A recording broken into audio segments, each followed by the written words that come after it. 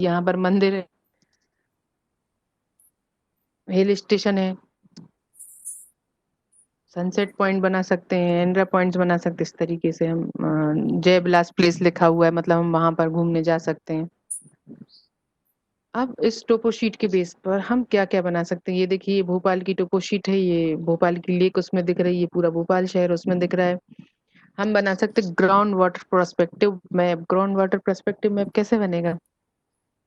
हमने वहां के आंकड़े ले लिए पूरे के पूरे, रेनफॉल, ह्यूमिडिटी वगैरह की, और लिनियामेंट की स्टडी कर ली, और स्लोप की स्टडी कर ली। तो उसके बेस पर जब हम मॉडलिंग करेंगे तो हमें ग्राउंड वाटर प्रोस्पेक्टिव मैप मिल जाएगा वहाँ का, बिफोर क्लाइमेट और आफ्टर क्लाइमेट, इस तरीके से। ये सैटेलाइट इमेज है वहाँ की, भोपाल की। ये देखिए, जब हम सैटेलाइट इमेज इंटरप्रिटेशन करना सिखाएंगे तब आप लोगों को बताएंगे किस तरीके से सैटेलाइट इमेज को हम इंटरप्रिटेट कर सकते हैं। यहाँ पर आपको एक चीज और दिख रही है, ये देखिए, ये रिज है, ये पहाड़ी है, देखिए। हम यहाँ खुद ही कंटूर बना सकते हैं, ये देखिए, ये जहां जहां मेरा कर्सर जा रहा है, अगर आप लोगों को दिख रहा हो, ये कंटूर बन रहा है। और ये पूरी ओम वैली दिख रही है, ये मंडी द्वीप है। पहले यहाँ पर पानी भरा रहता था राजा भोज के समय पर, यहाँ पर देखिए पूरी की पूरी पहाड़ी थी।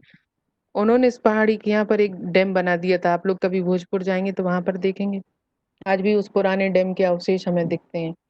तो जैसे मान लीजिए मुझे डैम बनाना है, तो ये देखो, एक मुझे ये पहाड़ी मिल गई, एक मुझे ये पहाड़ी मिल गई, यहाँ पर हम बंड बना दें, ये तो क्लोज है, तो यहाँ पर हम डैम या रिजर्वायर बना सकते हैं। तो इस तरीके से हम किसी भी उच्चावच को, ये देखो तालाब दिख रहा है, किसी भी उच्चावच को देखते हुए हम अपने उद्देश्य के आधार पर अपना जो है नक्शा इसके ऊपर बना लेंगे। और जब हमारा एक बार नक्शा बन जाएगा तो हम जमीन पर भी जाकर उस जगह को अपने प्लान को एग्जीक्यूट कर सकते हैं। इसलिए हमें नक्शे की जरूरत पड़ती है। अभी ये ब्लैक एंड व्हाइट में देख रहे थे, अब हम इसको कलर में देखते हैं। ये Kolans river water shade area है पूरा। मैंने बताया था कि फर्स्ट ऑर्डर की जितनी भी रिवर है उनको मिलाते हुए जब हम एक ये बाउंड्री खींच देते हैं, तो वह उस जगह का जो है वाटर शेड एरिया कहलाता है। और आपको देखो इसमें अलग से दिख रही है ये सारी की सारी रेड कलर की जो इस तरह से लाइन दिख रही है, ये रिवर है। और ये छोटे छोटे उसके सहायक नदियां और नाले हैं। इसी तरीके से जब हम रिज की बात करते हैं तो ये देखिए, पहाड़ी देखो आपको अलग दिख रही है। हम, मुझे लग रहा है आप लोग को समझ में आ रहा है, ये पहाड़ी है, ये वाटर बॉडी दिख रही है। ये देखिए, लिनियमेंट्स दिख रहे हैं। कई बार हम कंफ्यूज हो जाते हैं लिनियमेंट्स और रोड में, तो हम उनका शेप और साइज देखकर, रोड जो होंगे वो लंबे होंगे, ज्यादा लंबे होंगे, और किसी ना किसी रोड से जाके जुड़ते हैं। रोड कभी इकलौता खत्म नहीं होता। स्ट्रीट जो होती है वो स्ट्रीट जाके मेन रोड से जाके जुड़ जाएंगे, मेन रोड और मेन रोड से जाके जुड़ जाएंगे। लेकिन जो लिनियमेंट्स होते हैं वो रहेंगे तो स्ट्रेट ही रहेंगे ऑलमोस्ट, लेकिन वो किसी जगह पर जाकर खत्म हो जाएंगे। तो हम उन रोड और लिनियमेंट में इस तरह से डिस्टिंग्विश कर सकते हैं। ये हमारा टोपो शीट का हो गया। इसमें कोई डाउट हो तो आप लोग बताइए। No ma'am. Thank you. मुझे लगता है कि थैंक यू। ये बिफोर टाइम मैंने इसको क्लोज कर दिया है। तो इसके अलावा अगर आप लोग कुछ और चाहें तो इसमें मैं बता सकती हूँ, आप लोग बताइए। मैम अभी टोपो शीट का ज्यादा यूज करना ज्यादा फायदेमंद है कि सैटेलाइट का? एक्चुअली क्या है कि देखिए, सैटेलाइट इमेज क्या है, satellite image is only the selfie of the earth, ठीक है। अगर हमें उसमें कंस्ट्रक्शन दिख रहा है, कंस्ट्रक्शन हो रहा है, तो हमें कंस्ट्रक्शन दिखेगा और एट अ टाइम दिखेगा, है ना। और लेकिन उसके पहले जो वहां पर था वो हमें नहीं दिखेगा। तो हमें अगर चेन डिटेक्शन निकालना है तो हमें टोपो शीट का ही यूज करना पड़ेगा। सेकंड थिंग, जो हमारे लैंड यूज थे वो तेजी से बदल गए हैं। मैंने बताया था अभी बीच में सेशन में भी बताया था मैंने कि जो है रिवर अपना वो छोड़ चुकी हैं, रिवर डाइवर्ट हो चुकी हैं, रिवर नाली खत्म हो चुके हैं, नाली के ऊपर सेटलमेंट बन गया है। जितना भी हमारा एग्रीकल्चरल लैंड था वो डाइवर्ट होकर सेटलमेंट में कन्वर्ट हो गया है। तो हमें जो कन्वर्टेड चीज है वो तो सैटेलाइट के ऊपर मिलेंगी, हमें इमेज के ऊपर मिलेंगी, लेकिन जो एक्चुअल था वो हमें नहीं मिलेगा। तो अगर हमें मार्फोमेट्रिक एनालिसिस करना है तो हमें टोपो शीट के ऊपर ही जाना पड़ेगा। और जैसे अच्छा। कि ओपन सोर्स, दो चीज और इसमें, एक चीज और मैं बताना चाहूंगी कि ओपन सोर्स इमेजेस का अगर हम यूज करते हैं तो अलग अलग रेजोल्यूशन की इमेजेस को जोड़ दिया, उनका स्केल अलग अलग हो गया है, तो उसमें एरर आता है। लेकिन टोपो शीट में एक्चुअल स्केल पर बनाई गई है तो उसमें एरर बिल्कुल भी नहीं आता है। टोपो शीट से जो है हम कंटूर्स निकाल सकते हैं, कंटूर्स बिल्कुल एक्यूरेट आएंगे, आपकी ड्रेनेज बिल्कुल एक्यूरेट आएंगी। लेकिन सैटेलाइट इमेजेस से हम कंस्ट्रक्शन निकाल सकते हैं, न्यूली कंस्ट्रक्शन निकाल सकते हैं। सैटेलाइट इमेज में अगर प्रोजेक्शन चेंज हो गया तो एक्यूरेसी में अंतर आ जाएगा। अच्छा, टोपोशीट में क्या होता है कि हम बड़े-बड़े ऑब्जेक्ट निकाल पाते हैं, छोटे-छोटे ऑब्जेक्ट नहीं निकाल पाते हैं, लेकिन सैटेलाइट इमेजेस में हम छोटे-छोटे ऑब्जेक्ट्स भी पकड़ सकते हैं और डायमीटर भी ज़्यादा एक्यूरेटली निकाल सकते हैं। सैटेलाइट इमेज में जो है डायमीटर एक्यूरेट आता है और टोपोशीट में क्या है परफेक्शन चाहिए रहता है, उतनी एक्यूरेसी के साथ हम नहीं निकाल सकते और छोटे-छोटे फीचर्स को तो हम बिल्कुल भी आइडेंटिफाई करने में असमर्थ हो जाते हैं। अच्छा दूसरी चीज़ क्या होता है नहीं मिलती है। टोपोशीट में हमें सारी की सारी चीज़ों की बाउंड्री मिलती है और आज भी ऑथेंटिक उसी को मानते हैं और जो जितने भी फॉरेस्ट के जो विवाद चल रहे हैं सीमा के जो विवाद चल रहे हैं वो टोपोशीट से ही हल होते हैं, राजस्व और फॉरेस्ट वालों के। और टोपोशीट को बेस में ही रखकर मैप बनाया जाता है। टोपोशीट के आधार पर ही जैसे मान ली हम के कैनाल बनाना चाहते हैं तो हमने मैपिंग तो कर ली सैटेलाइट और जीआईएस की हेल्प से। Yes ma'am. लेकिन जब बात एडमिनिस्ट्रेटिव बाउंड्री की आएगी तो बिना टोपोशीट को जियो रेफरेंस करे हम एडमिनिस्ट्रेटिव बाउंड्री नहीं निकाल सकते हैं।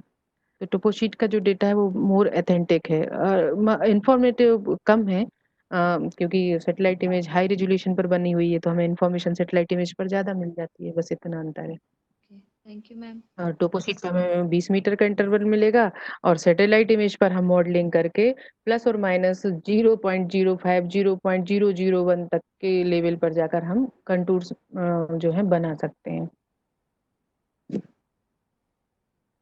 तो मैम मतलब और सैटेलाइट से कोई ज़्यादा क्वेश्चन? अच्छे हम कंटूर्स बना सकते हैं टोपो शीट की जगह?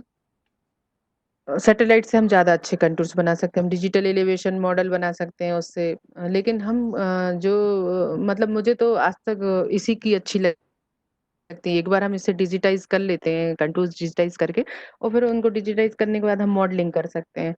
सैटेलाइट से क्या होता है सैटेलाइट कई बार जैसे हम उसमें सैटेलाइट का जो हम इमेज का जो हम इंटरप्रिटेशन करते हैं तो हमें उसमें एक-एक पिक पकड़ानी पड़ती है। आप जानते हैं आप जीआईएस एक्सपर्ट हैं। तो हम उस पिक को पकड़ा पकड़ा दिए कंटूर को तो पता चला कंटूर जैसी कोई एक और लाइन है तो उसने उसको भी कंटूर में ही रिकॉग्नाइज़ कर लिया। तो वो डेटा जो है वो अच्छा नहीं आता है। तो ओके, सैटेलाइट डेटा पर भी विजुअल इंटरप्रिटेशन ज़्यादा अच्छा रहता है। Okay ma'am, thank you.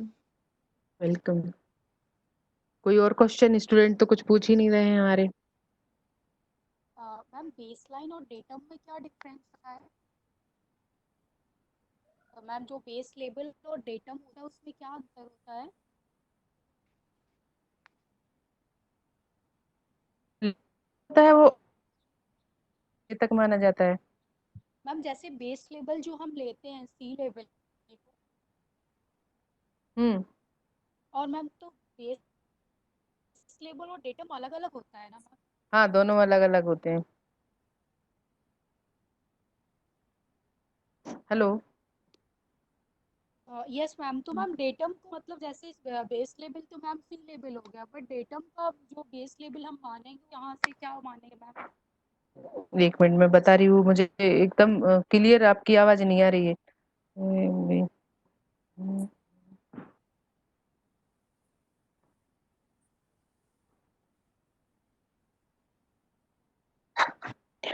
Datum जो होता है वो सरफेस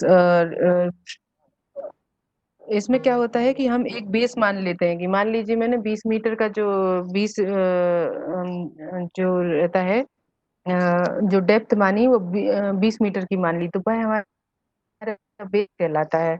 लेकिन जब हम सी बेड से उसको उठाते हैं तो वह हमारा डेटम कहलाता है। हम जो हाइट जो सी बेस से लेते हैं वह बेटम डाटम कहलाती है और जो हम अपने हिसाब से लाइन बना लेते हैं वह बेस लाइन कहलाती है कि हमने एक मान ली आइडेंटिफाई कर ली कि ये लाइन जो हमें लेनी है तो ये लाइन जो हमें लेनी है वो 20 मीटर तक की डेप्थ तक हमें लेनी है तो हमारी बेस लाइन हो गई। लेकिन जब सी लेवल जहाँ तक है जहाँ तक सी का बेड है वह उसका डेटम कहलाता है। डेटम से कितनी हाइट तक हमने जो हमारा बेस लाइन लिया वो उन दोनों के बीच का डिफरेंस आ जाएगा। बेस लाइन हमारी मानी हुई लाइन होती है, किसी भी लेवल पर हम ले लेते हैं और जो सीबेड का जो होता है डेप्थ जो होती है वो उसकी डाटम कहलाती है, सभी के लिए डाटम होती है। Thank hello. मीन सी लेवल जो हम निकालते हैं वो डेटम है, माना हुआ है जो वो बेस लाइन है। You ma'am. Hello, welcome. कोई और क्वेश्चन स्टूडेंट की तरफ से? मैम इसमें जो आप इंडेक्स कंटूर दिखा रहे हैं इसमें 700 और जी 800 बता रही है तो मैम इसमें से सेंटर पॉइंट निकालना हो या 600 वाली निकालना हो तो कैसे निकलेगी मैम कंटूर? देखिए कंटूर का मैंने बताया था कि कंटूर का इंटरवल